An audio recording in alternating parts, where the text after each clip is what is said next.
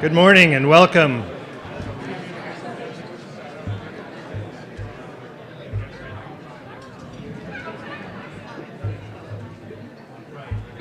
I'm Dennis Neff, Vice Provost at California State University, Fresno, and on behalf of the university, I'd like to welcome you to this Water Stress in the Changing San Joaquin Valley, co-hosted by the California Water Institute and the Water Policy Center at the Public Policy Institute of California. Many of you have probably seen that this is the second this week, second event with these two organizations. Ellen Hanak and Sarge Green offered the first one in an op-ed in the Fresno Bee the other day. I liked the headline of that, "More Teamwork and Creativity Needed to Address Valley Water Issues." We have the teamwork here today to address some of these issues creatively, and we're glad to have you here. Speaking of the California Water Institute, I should note that David Zoldowski, whom all of you know, has decided that he's going to retire, and we're going to be looking for a new associate vice president to head up the California Water Institute. We're never going to be able to replace Dave, but I've got the job to try to find somebody to step into those shoes. So if you are interested or know somebody that should be interested, I would love to talk to you later today. I'd also like to thank our sponsors, Blue Diamond of Growers of California, and also the NetFM. Many of you know that Blue Diamond started out over 100 years ago with 80 growers coming together to form a cooperative. Actually, it was about 230 growers that formed a cooperative. And now, over a century later, they have marketing efforts in over 80 countries. And one of their strategic goals, I note, is to find a solution to one of the world's most urgent problems: storage in California, water storage. It's really a crucial issue, and so thank you for Blue Diamond and also NetFM. Starting in 1965 with a few agronomists and farmers, they now have offices in over 120 countries, and of course, they have one here in Fresno. Would you join me in thanking Blue Diamond and NetFM for helping sponsor this?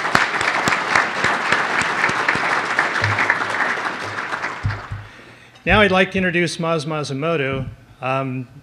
He doesn't really need an introduction in this part of the world. He's a third-generation farmer in Del Rey, grows organic peaches, among other things. That Suncrest peach, Epitaph for a Peach. My wife read the book. I read the book. I require the book in my policy class. We have a Suncrest peach tree in our backyard. We don't patronize Maz anymore. But we're appreciative of the many things that he's done in the Valley. All of you know that he's an author. If I were to read this long list: Epitaph for a Peach, Changing Season, Wisdom of the Last Farmer, Heirlooms, Letters to the Valley, Four Seasons, Five Senses, Harvest Sun, Country Voices, and so on. Many of you are probably more familiar with his most recent work, a cookbook, which was identified as the best summer cookbook of 2013. Maz was elected to the board of directors of the PPIC in 2009 and became board chair in 2016. Maz Mazumoto.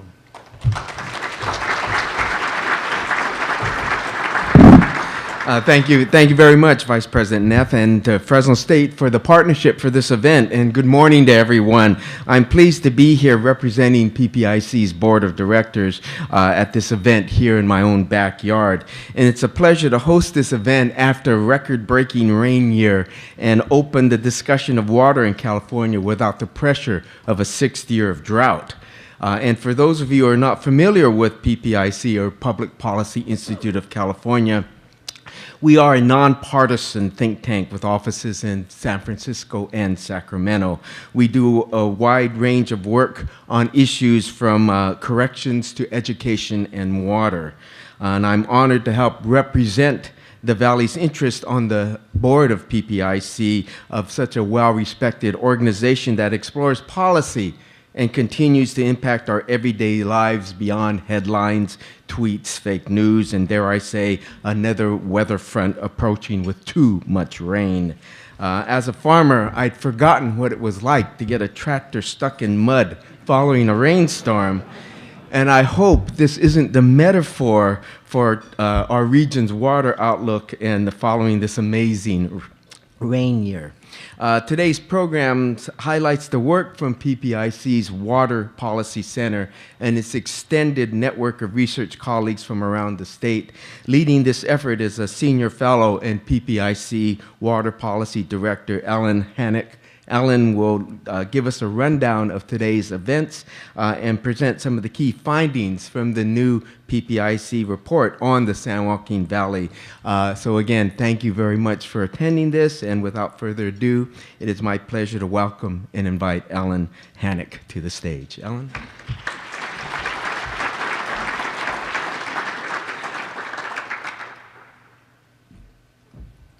Good morning, everyone. Welcome, and thank you so much for being here. Just put my water where I don't spill it. So thank you, Mas, for the introduction. It's very nice to have the opportunity to do something in your backyard. And I want to also just thank so much our co-hosts from Fresno State. It's been really fantastic to have the opportunity to work with David and with Sarge and with Laura, who's been one of the key folks. I don't see her here, but helping to put this together along with the PPIC team. So if you're happy with the logistics and the snacks and the food and all of that, please thank that group, because they've been wonderful. I also want to thank the folks from Blue Diamond and from Netafim who are co-sponsoring this event, and we really appreciate that. It means a lot.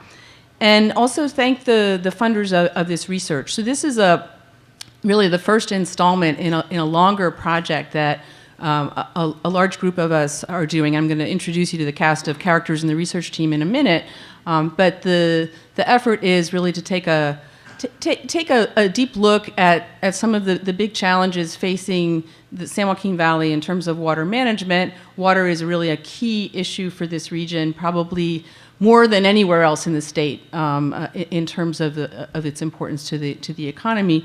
And it's been a region that was hit probably the hardest by the drought. So that kind of was an opportunity to really take a hard look at resilience of the water system and the economy and society and environment in relation to water management. So this is a first installment. We're doing some deeper dive work as a team that will be coming out next year, but this is a chance to kind of help contribute to an ongoing conversation because a lot of folks have their sleeves rolled up now in the Valley to try to address these challenges, and we thought it could be useful to come up with something sooner than next year. And the organizations that have supported this work are listed up here, but I want to also name them and thank them. So the S.D. Bechtel Jr. Foundation, which supports a lot of PPIC Water Policy Center work, the Tomcat Foundation, and we also have a project funded by the U.S. Environmental Protection Agency to look at lessons from the California drought more broadly. And this is sort of our focus on agriculture is focusing on the San Joaquin Valley. So thank you to all of those organizations. And then I also want to thank, we've been really benefiting over the last year from working with a fantastic advisory group of leaders from around the Valley who have been kind of serving as a sounding board for us in terms of presenting some initial ideas, getting feedback, having a chance to kind of scope things with them, and they are all acknowledged in the acknowledgement section of the report.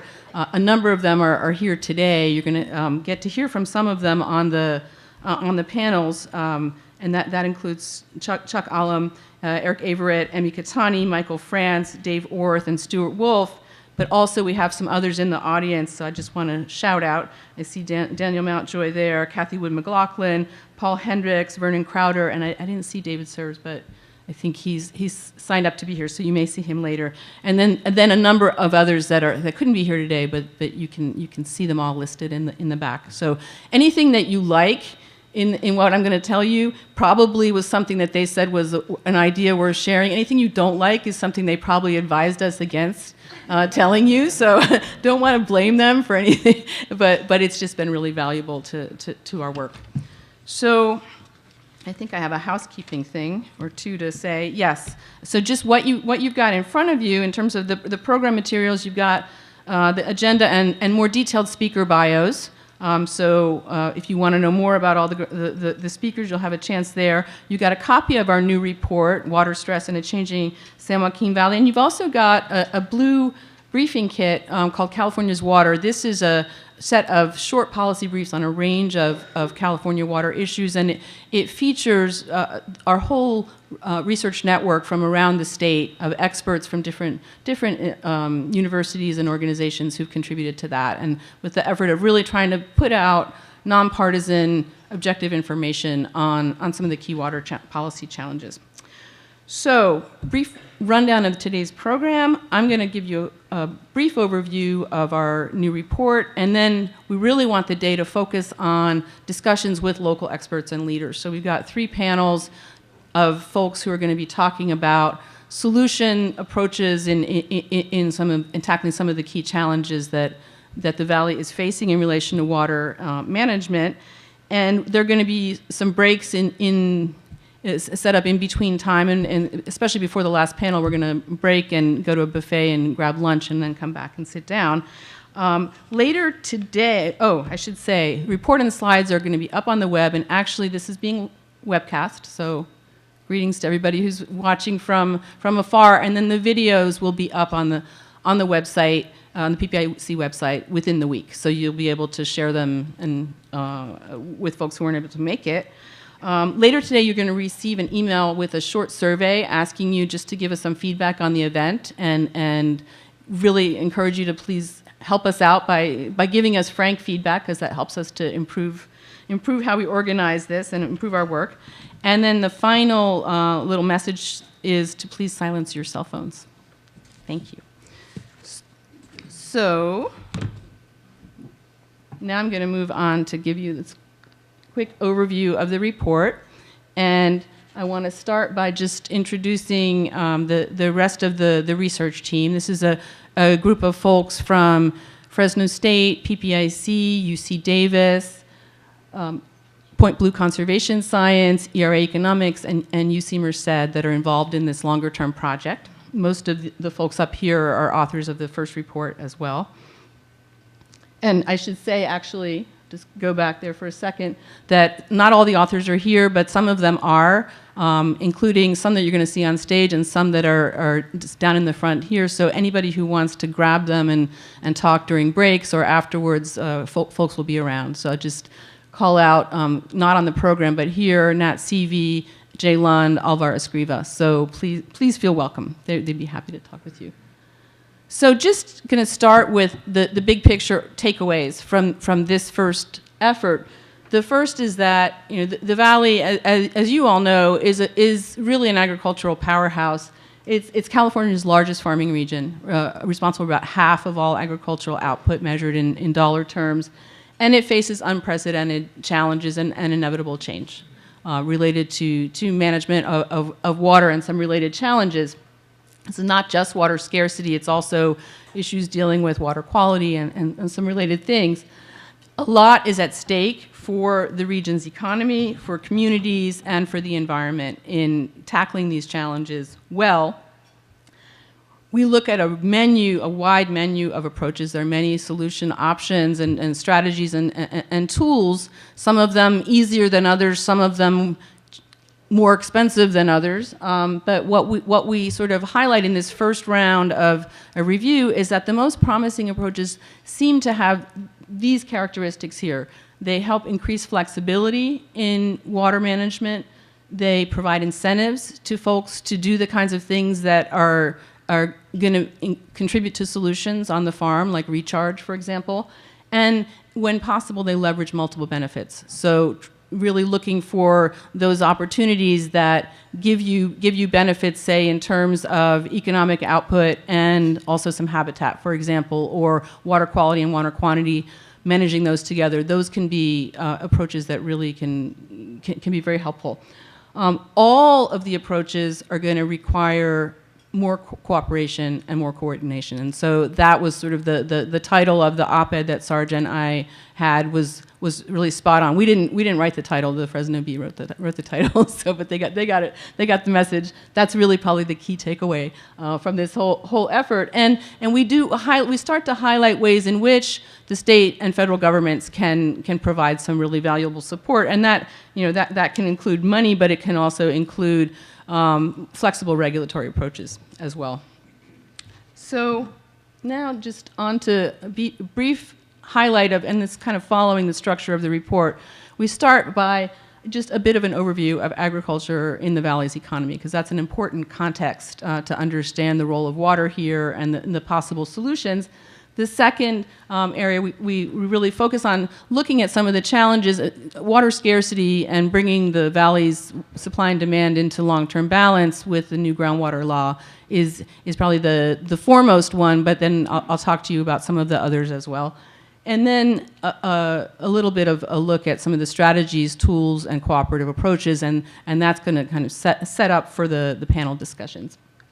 So first, we had an idea when we started to look at this that it was going to look, that the Valley, that agriculture was more important in the Valley economy than in the statewide economy, but we had no idea until we looked at the numbers how much more important. So what these graphs show you are share of local employment, revenues, and GDP from agriculture, which is the green, and the related food and beverage processing, which is the orange. In the 8 counties, San Joaquin Valley, we started in San Joaquin and down to Kern, and in California as a whole. And it's just a phenomenal difference. So agriculture has long been a really key sector in the Valley economy, and that continues to be the case. And in fact, looking sort of over the last few decades, that share has remained pretty stable in terms of contributions to income in the Valley, agriculture's contributions, even though the urban population and the urban economy has been growing a lot. So it remains a really important driver in this region. Now, the Valley has also seen a number of changes over time, and one of them is that it's become a really important dairy region. So California is the largest dairy state in the nation. That is because of this growth that you see on the left-hand side chart. The green is all of California. The blue is San Joaquin Valley cows, which have continued to grow. Actually, more than 100% of all dairy growth in the state has been in the Valley since the mid-'70s. The number of cows has tapered off over the last decade, but the amount of milk per cow has continued to grow. That on the right-hand side, that top bar is the burgundy-colored bar is milk, and that's grown by about, I think, 16 or 17-fold since the mid-'40s, whereas the number of cows has grown by 4-fold. Now, so that's an evidence of just technology and productivity on those farms. What you also see here, the orange, that's nitrogen emitted from manure, which is a management headache for the dairy sector, because that's something that also increases with the milk production.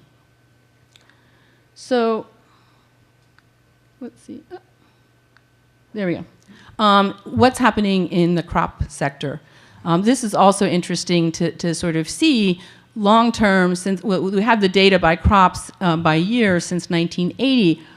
This is total irrigated crop acreage in the Valley, again, in those 8 counties. And one of the very interesting things to us was to see just how relatively stable total irrigated acreage has been, despite fluctuations in water supply, which can be quite substantial. So, on average, it's been a little bit over 5 million acres a year across this period. Came down a bit during the latest drought, just like in the early 90s, but relatively stable. But you can see the colors are changing a lot on here, and these are kind of color-coded to crop categories. All of the yellow, those are orchards, vineyards, and vegetables and other sort of specialty crops like melons, which tend to generate higher revenues per unit of water used.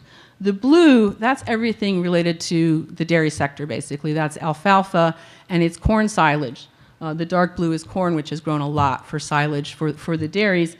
And then the greens, those are crops that have been in decline that used to be much more important. The annual field crops like cotton in particular used to be over 1 million acres. Now is very little in the Valley, and some other grains. So that is a response to market conditions. That's a response to technological change that's made it possible to grow things more productively, increase the quality. Irrigation technology has been really key with a lot of that. And so it has contributed to real increases in revenue in the valley. Now this goes up to 2014. The 2015 numbers just came out by county.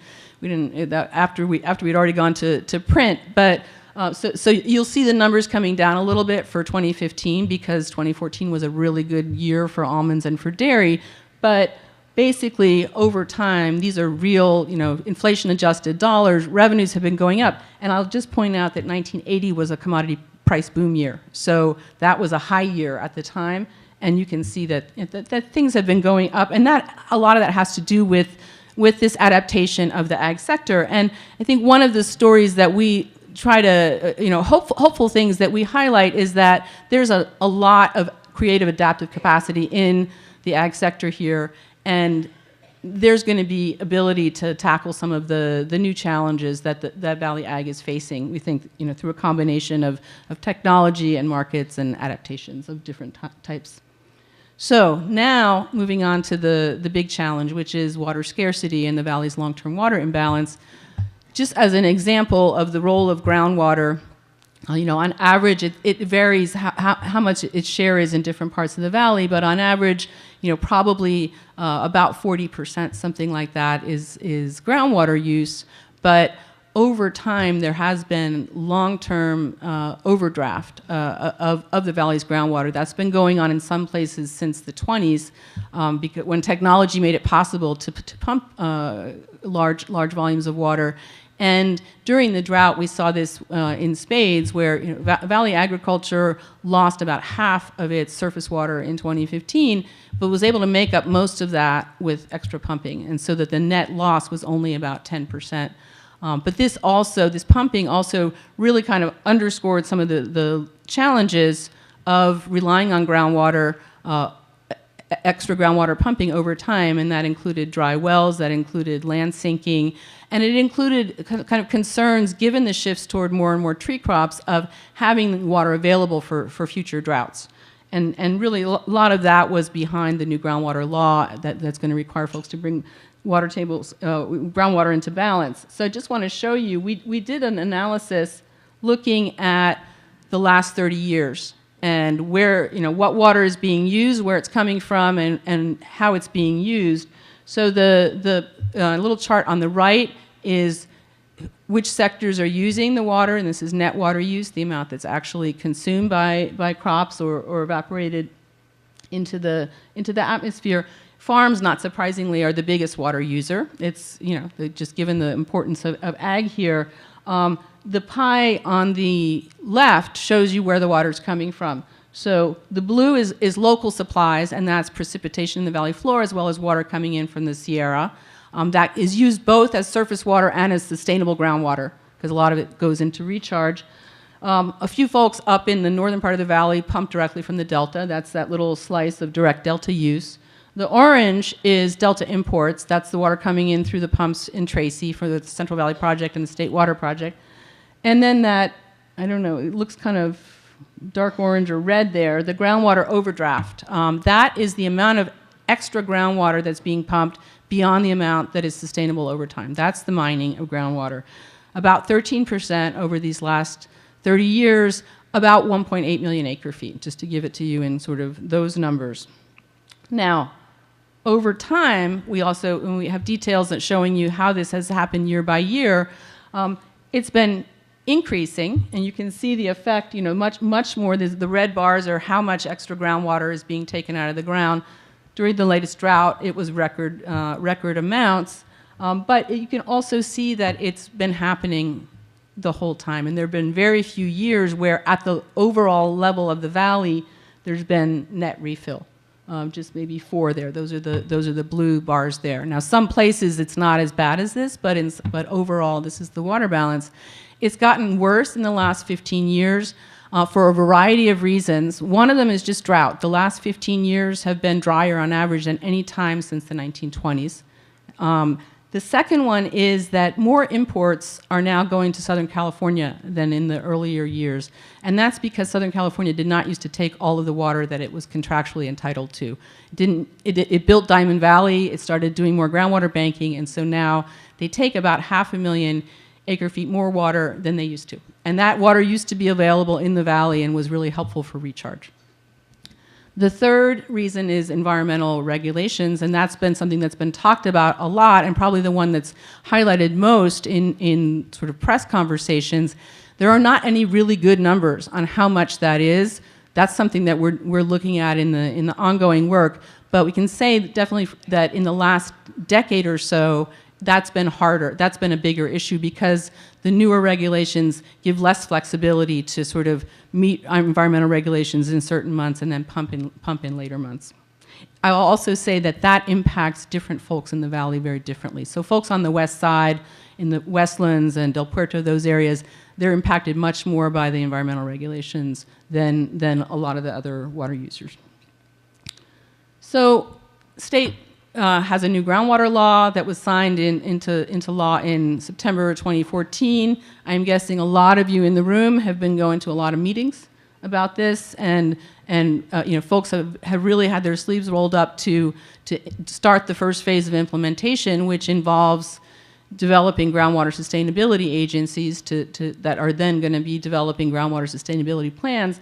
This map just shows you all of the basins in yellow and orange in the state that are going to have to implement groundwater sustainability plans and bring their groundwater basins into balance. You can see that orange there, the bright orange. Those are the critically overdrafted basins, and the valley is kind of ground central for ground zero for that in terms of looking across the state. That deadline is approaching, so in June of this year, the sustainability agencies need to be formed, and then the plans have to be ready for the critically overdrafted basins by January 2020. And basically, achieving balance it can be done in two ways. It can be done by adding more water or by pumping less. And it will probably be some combination of those two in a lot of basins. Just as a sort of frame of reference, if this entire groundwater imbalance that I highlighted for you of 1.8 million acre-feet over the last 30 years was met just by reducing pumping, you'd be looking at about 500,000 acres of irrigated cropland coming out of production. So other challenges, just highlight them quickly. Nitrate in groundwater, which is an issue for drinking water, salinity in the west side soils, which is an issue for crop productivity, poor air quality. There's a concern that with more land idling, that could increase. Dairy's also going to need to face some methane management challenges. And then there are just a lot of issues around land and water management for the environment that is often a space of conflict right now. So I'm going to quickly go through the menu of strategies, tools, and cooperative approaches. There we go.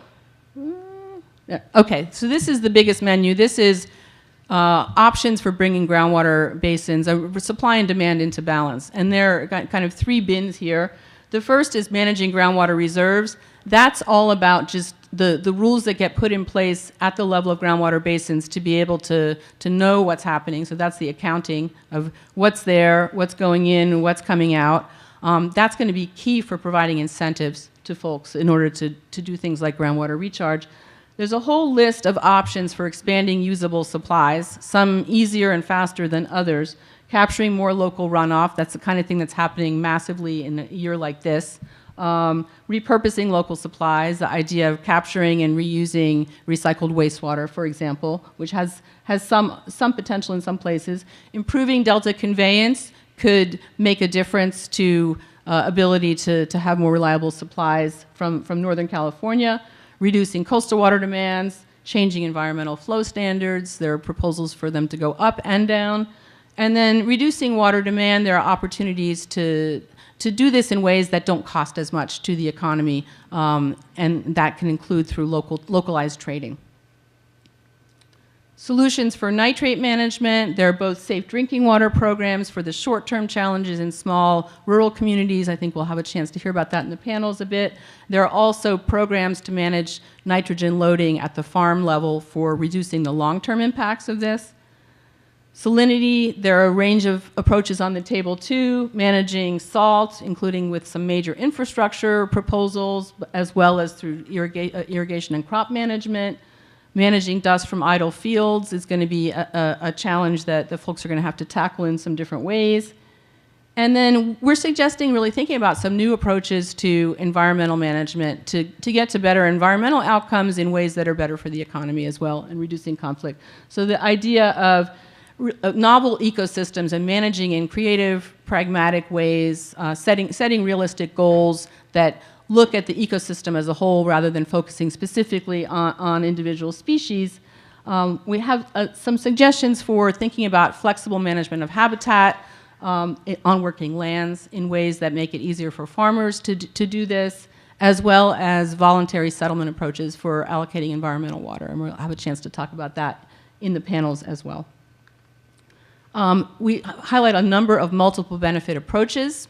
Here's an example of one of them. This is a map that some of you have probably seen. It's with how suitable soils are in the valley for recharge of groundwater, and the greens are more suitable. The idea that you can think about managing recharge both for the quantity of water that you get into the ground, but also the quality. And that's where thinking about ways to reduce nitrogen loading as you're recharging is important. Crop choices and irrigation technology can be really key there. And we flag an interesting role for alfalfa in particular. Coordinating land idling with habitat can provide some benefits. It's a way of kind of making some lemonade out of lemons in terms of the need to reduce land in some irrigated land in some places. This is going to require incentives and regulatory flexibility, but the idea of thinking about that in a coordinated way so that some of those lands that are coming out can provide good benefits in terms of connected habitat. And all of this is going to require more coordination and cooperation. And this, I don't want to go through all the numbers here. This is just a way of flagging for you how many institutions and organizations and folks are going to have to be involved in these decisions. And that starts with 20,000 irrigated farms. You've got a whole lot of domestic wells, a lot of water systems, a lot of other resource management districts, local governments, cities and counties.